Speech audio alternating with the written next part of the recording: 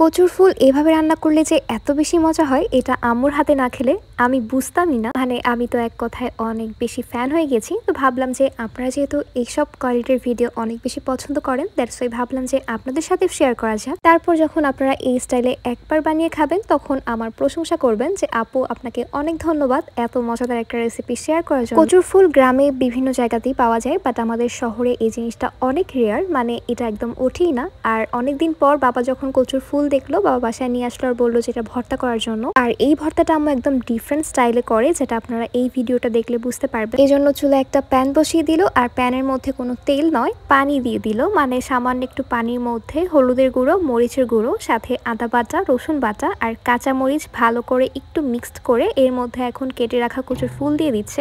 একদম ডিফারেন্ট লাগছে না যে তেল না দিয়ে পানির ভিতরে কেন রান্না হচ্ছে? আসল ব্যাপার হচ্ছে প্রথমে আম্মু কচুর ফুলটাকে সেদ্ধ করে নেবে, এই জন্য আম্মু সব রকমের মশলার ভিতরে তারপর কচুর ফুলটাকে সেদ্ধ করে নিচ্ছে। আর এটা খেলে একদমই ভয় নেই যে গলা চুলকাবে কিনা, কারণ এর মধ্যে এমন একটা জিনিস দেবে যার কারণে গলা একদমই চুলকাবে না। তো লাস্ট পর্যন্ত দেখতে থাকুন, আশা করছি অনেক ভালো লাগবে। তারপর এই তো এখানে কচুর ফুলটাকে ঢেকে ঢেকে সেদ্ধ করে নিচ্ছে। তারপর এই জিনিসটা নাম যেন কি মনে আসছে না আমার, যাই হোক আপনারা দেখে হয়তো বা চিনতে পারবেন।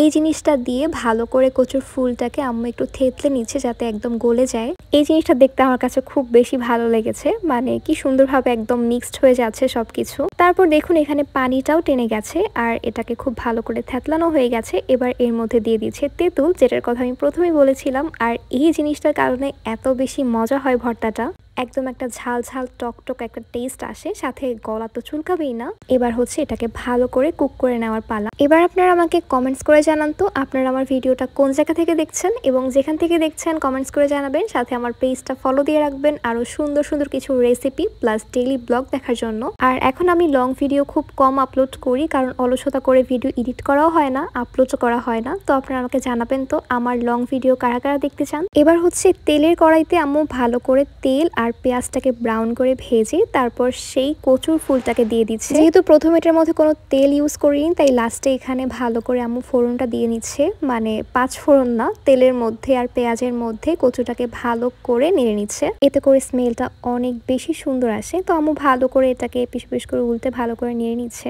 কারা কারা কচুর ফুল পছন্দ করেন এবং আপনাদের জেলাতে কিভাবে রান্না করে খাওয়া হয় অবশ্যই কমেন্টস করে জানাবেন। এবার আম্মু ইউজ করছে জিরার গুঁড়ো, আর জিরার গুঁড়ো দেওয়ার কারণে টেস্টটা সুন্দর আসে আর স্মেলটাও ভালো আসে। তারপর রান্না এই তো একদমই কমপ্লিট, আর এখন হচ্ছে খাওয়ার পালা। আর আমি টেস্ট করে আপনাদেরকে জানাবো কেমন লাগলো খেতে। তো আমি এখানে একটু কচুর ফুলের যে ভর্তাটা নিয়ে নিলাম। এবার যখন মাখিয়ে একটা বাইট নিলাম, মানে বিলিভ মি, আপনারা বিশ্বাস করবেন কিনা জানি না, আমার কিন্তু কচু একদমই পছন্দ না, বাট আমি তো একদমই ফ্যান হয়ে গেলাম। তো যাই হোক, বাসায় আপনারা একবার হলেও টেস্ট করে দেখবেন। এই তো আজকের ভিডিওটা এই পর্যন্তই। আল্লাহ হাফিজ।